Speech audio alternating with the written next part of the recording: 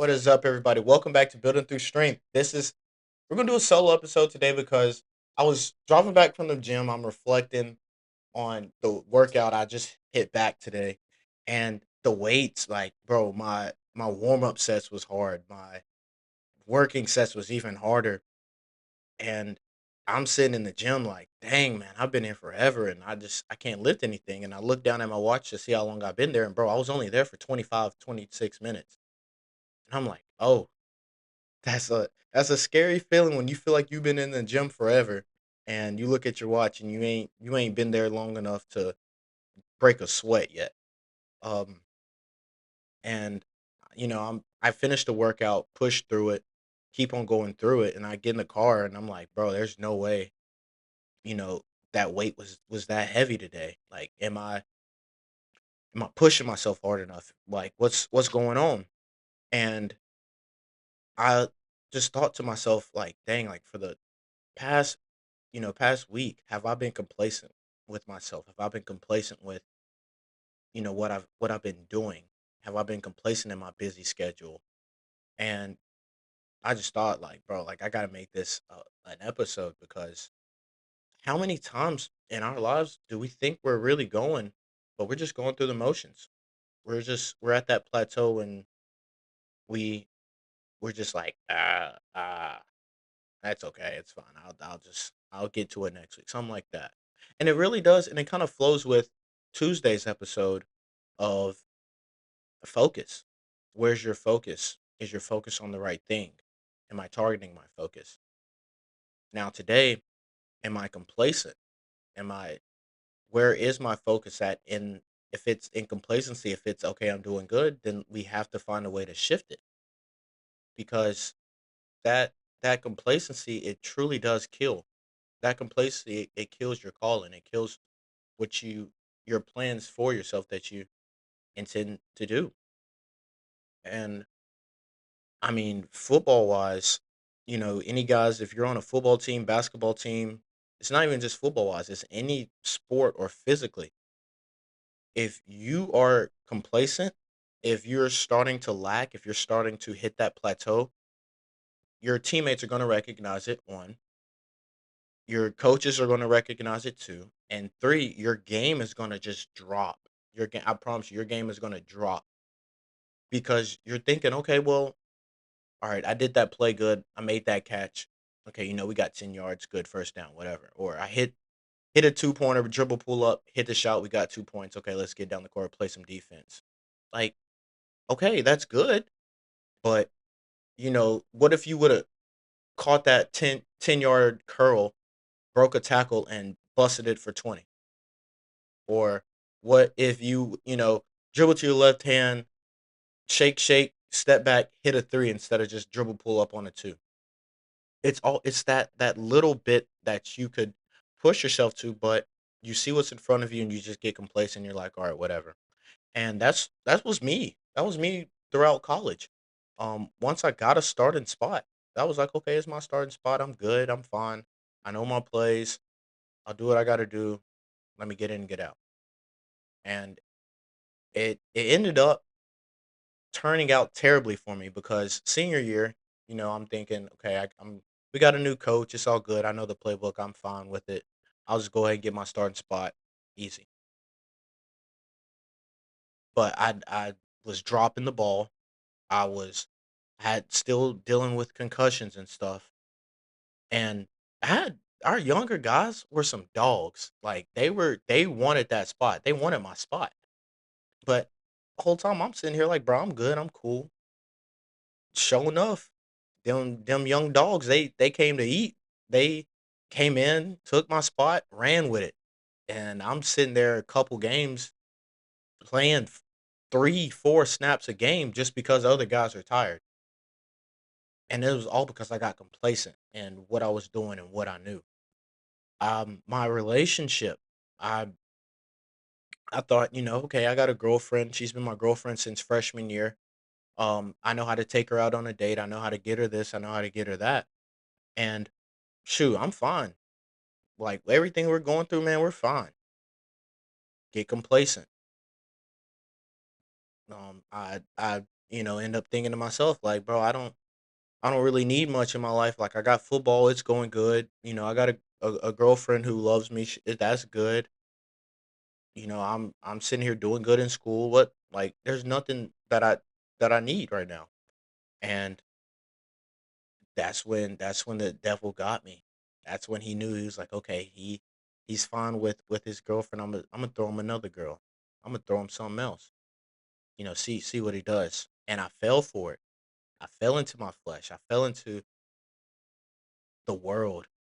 Um, because I was playing just like I was complacent with my football, complacent with my relationship. I was complacent with me and God. I can't lie to you. I was complacent with, okay, I know God. I know my Bible, and I go to church. Whole time I was going to church because my girlfriend was bringing me to church with her.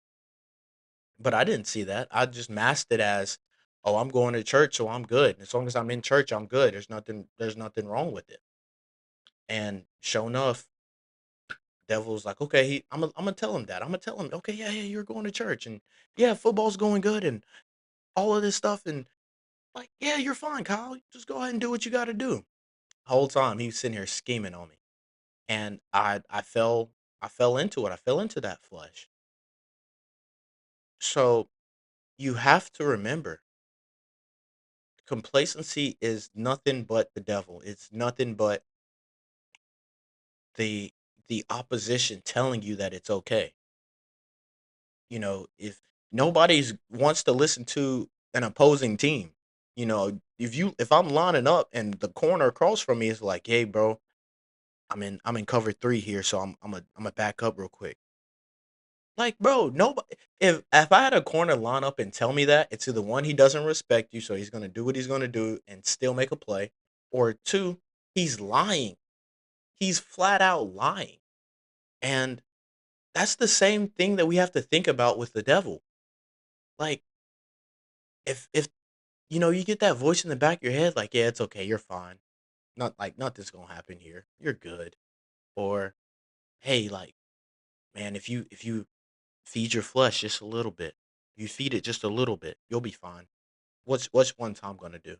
One time ain't gonna do nothing. That's the devil. He's the opposition. He wants to tell you that so you can believe it, so you can fall into that temptation, so he can get you in the end, man. It's dangerous. Like, it's so dangerous. And there's things that we pray for. Things that we pray for, once God gives it to us, we're like, all right, God, you blessed me with that. Thank you for that. I'm just gonna keep it, hold it, and nothing else. I don't need nothing else from you. Like, no. If I pray to God tonight and ask for $20 and he gives me $20 when I wake up in the morning, I'm gonna ask for 40 tomorrow. Why can't we do that with our blessings? Why can't we do that with the way we act with what God gives us? If I'm praying for wisdom, God gives me wisdom. I'm gonna want to pray for more wisdom so I can have even more wisdom. I can know more than what I did in the past. It's leveling up. It's taking that next step. That's just like when you're running drills. You're starting to get drills down. You're starting to hit holes like you want to in football. You're starting to make catches that you want to, two hand, one hand, whatever. You're going to be like, okay, I'm feeling myself. Maybe I can take another step forward. I can level up a little bit. Like, we got to think that way. We have to act on that. We have to just keep on going. Um, growth does not live in comfort. Growth does not live in sitting back and letting things happen. You know, the biggest thing that I've been focusing on in the gym lately is progressive overload. For those of you who don't know what progressive overload is, it's okay, this week I'm gonna hit 4 sets of 5 on bench. I'm a on set one, I'm gonna do 225, set two, I'm gonna do 275, set three and four, I'm gonna do 315, set five, I'm gonna do 275 to back off, but I'm gonna do more or whatever. My intensity doesn't change in the weight that I'm doing, but the weight goes up. So let's say we're doing it all at a RP of set one and two are at a RP of 6, set three and four at a RP of 8, and set 5 as a RP of 7, and we're pushing yourself. So next week comes up, I'm doing 255 for one set 1 and 2. For set um 3 and 4, I'm doing 325. Set 5, I'm doing 285. Whatever. You're going up in weight. You're pushing yourself to your limit so that next week your muscle is used to doing that previous weight, so it's going to want to push itself even more. That's what progressive overload is. Um and it's not comfortable at all. Um it's nice to just do lightweight to get a good pump, to take a good picture, but you don't start growing muscle until you start pushing yourself, until you start pushing yourself to failure, to the point where you can't feel your arms or you can't feel your legs, and you're walking out the gym all slumped shouldered, like, dang, like, that workout got me today. That comfort is, well, that growth, I would say the growth is building yourself and pushing yourself, because once you push yourself to 100%, that 90% that you were at last week was going to be your 100%, if that makes sense. I'm gonna go back on that. The 100% that you push yourself this week is going to be the 90% that you were at from last week. So your 90%, your 100% is the past 90%. Dang, bro, I cannot talk. My bad, y'all. My bad. Um, but yeah, just focusing in on what you got to do, on growing. Focus in on growing. If you can leave the gym and ask yourself, did I at least get 1% better? That's growth. If you leave the gym, or you leave practice, or you leave work, and you're like, I didn't get any better today, then you were complacent. Tomorrow you got to get 2% better. You got to find a way to get better. That's the whole that's the whole story. That's the secret sauce. That's everything you need to know about life. How can I get better? Okay, I know what I need to do. Now let's get better. Now let's push ourselves to that next level. Because once you push, you never know what that next level is. That next level may be your calling. It may be God's blessing for you. You may be at level 2 or level 3 right now, and your blessing may be at level 5, and you don't know it.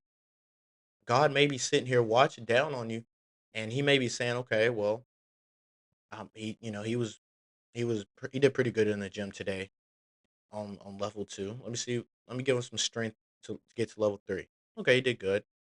4, same thing, but he's sitting here like he's holding your blessing on level 5. It's like once you hit that level 5, God's like, okay, finally, I can finally give it to him. Bam, there you go.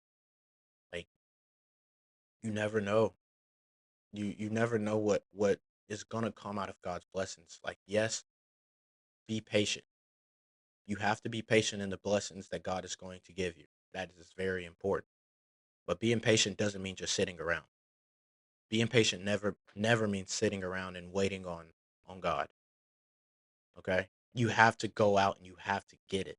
You have to go out and, like, God, I gotta get stronger. Being patient, like, he's not gonna make you stronger by just sitting here like, okay, God, like, I'm waiting. No, he's not gonna do that. It's okay, God, like, please bless me with some strength. Like, get me stronger. You have to go into the gym, trust God, and trust the weight that you're pushing to get you stronger. That's the whole thing. Um, Revelation chapter 3, 15 and 16. Um, it talks about God knowing our works. I'm gonna pull it up to have the full verse, but it says, I saw in heaven another great marvelous. This is not the what in the world? What in the world? 3. Bro, today's been a rough day. Y'all gonna have to work with me today. It's Revelations 3. Revelations 3, 15, 16. Bet. All right. We got some technical difficulties. All right. Anyways, so Revelations chapter 3, verse 15 to 16 says, I know your deeds, that you are neither cold nor hot. I wish you were either one or the other. So, because you are lukewarm, neither hot nor cold, I am about to spit you out of my mouth. This goes for literally everything we go through in life right now. Physically, if you sitting here on the fence whether you want to actually do what you say that you want to do, if you actually want to go to college and play, or if you want to go to the league and play, if I'm sitting here like debating, like I want to go to the league, but at the same time, it's a lot of work. You're not going to the league. That complacency and that what if is gonna not take you to the league. Not gonna push you to the next level. Spiritually, it's talking about just your relationship with God. If you're comfortable with the world, if you're comfortable with your flesh, if you're comfortable with your life right now, God's not gonna know you. But if you have a burning love for God, if you read your Bible, have that relationship, talk to God, know God, then that's when He welcomes you in. That's when He welcomes us in. Because God's gonna want somebody who's gonna love His love. God's gonna want somebody who respects His love. God's gonna want somebody who He can look at and see like, okay, they're working very, very hard, not just for themselves, but for me. That's it. That's all God asks from us is our effort. That's all coaches ask for us is our effort. That's all your girlfriends, your wives, your boyfriends, your husbands. That's all they ask for is your effort. I had a coach tell me I can coach play, I can coach double sticks, I can coach route running, but I can't coach effort. I can never coach effort. And we need to be able to take that and we need to be able to put that into life because being lukewarm about something is not gonna get anything done because you'll have days where you're taking steps forward and steps forward, but those cold days where we're complacent and where we're just okay, it is what it is. Then that's when we're taking further steps back than the steps that we took forward. We have to learn with shifting without storms. We have to learn how to continue to push ourselves. I'm not saying we have to put those storms on us, but we have to remember there's something coming. Like I may be not going through anything. I said this in one of the first episodes. I said you're always going to be going through something. You're always going to be dealing with adversity. It's either you just got out of adversity, you're in the middle of adversity, or you're going into some adversity. One of the three.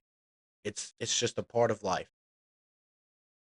So I mean, if you just got out of adversity, you kind of take that time to breathe, you know, recollect yourself, think about it, whatever. Cool.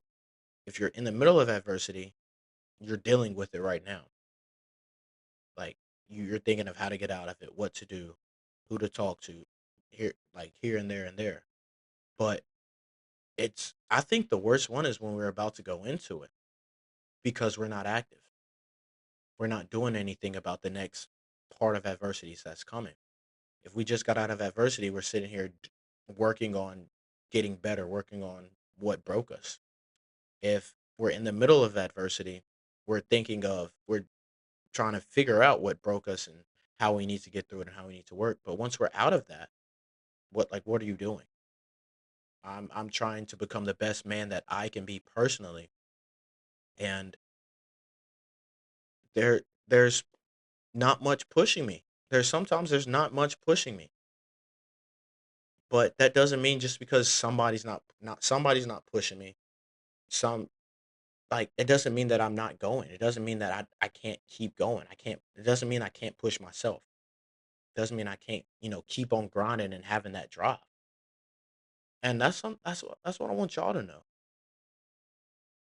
Um peop, Many people wait for heartbreak, they wait for loss, they wait for failure to wake them up. But what if we moved without the pain? I I sit here and I think about my past relationships so much with Megan. Like, what if I didn't cheat? What if I didn't, talk to that girl in a way that I shouldn't have? What if I didn't lust? Or like I sit there Bro, when I tell you guys I play the relationship back every night and think about what could I have done better? Where were my faults at? Where did I lose her? And like thinking about it now, it's oh, and the biggest thing is like why couldn't I have found God during the relationship? It's all what ifs. It's all what if I would have changed this or this or this in the past. And it's all in the past. Hindsight is always 2020. But like what if I was thinking that in the relationship? What if I was thinking, dang, I'm talking to a girl I don't need to be talking to. I need to shut this off now. I need to go ahead and let Megan know and not be scared to huh, not be scared to feel shame or like what if I would have mentioned this or mentioned that I had a lust problem, stuff like that. It could have been so much different. Could have been so much better. But the thing is, you don't know because it all happened in the past. That's the same exact thing I think about football. What if I would have took ball more seriously? What if I wouldn't have got complacent? What if I wouldn't have made a switch from quarterback to receiver because I just was too scared to mess up at quarterback. Like things like that is hindsight is 2020. You have to be able to look at it in the moment and go and just go. You have to be okay with surrendering daily. God wants us to surrender our lives daily. Jesus talks about picking up your cross every single day. It's one thing to have emergency obedience. It's one thing to be obedient in times of need. It's one thing to talk to God and trust God when things are terrible and asking God for things when things are terrible. Everybody can do that. But bro, I'm telling y'all, like after me and Megan broke up, I know I keep going back to it, but like it was a low point in my life. After it happened, I was sitting there, I was talking to God so many days, hours at times. I'm like, God, like work with me, help me. Like I need you. And now I'm I'm not gonna say that I'm completely healed from it, but at the same time, it's not something that stays on my mind. It's not an emergency. It's not a the heartbreak isn't consuming me now. And that could be where I get lost with God. That could be where I'm like, okay, I'm good. I'm not sitting here losing sleep and crying over anymore. And I'll be okay. I don't need to pray tonight. No, that's no. If anything, that's the times that you need to pray the most. If you're, playing football, basketball, sports, if you're praying to God like, God, I need a starting spot. God, help me learn the playbook. Help me learn this. Help me do this. And he blesses you with it. You have to be thinking as soon as you get that blessing, God, bless me to keep the playbook in my mind. God, bless me to keep pushing. God, help me keep doing this. God, help me keep doing that. Because you have to continue to go. And Philippians 4:12, the right before the famous verse of Philippians 4:13, um, Paul's writing to the church and he says, I know what it is to be in need. I know what it is to have plenty.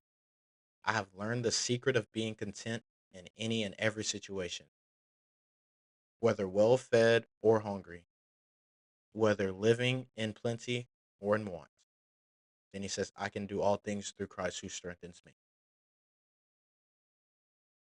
That's, to me, that verse is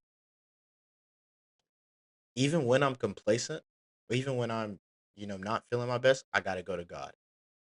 Even when I'm doing great, I need to go to God. Everything that I do, I have to give the glory to God because God deserves the glory for all of it.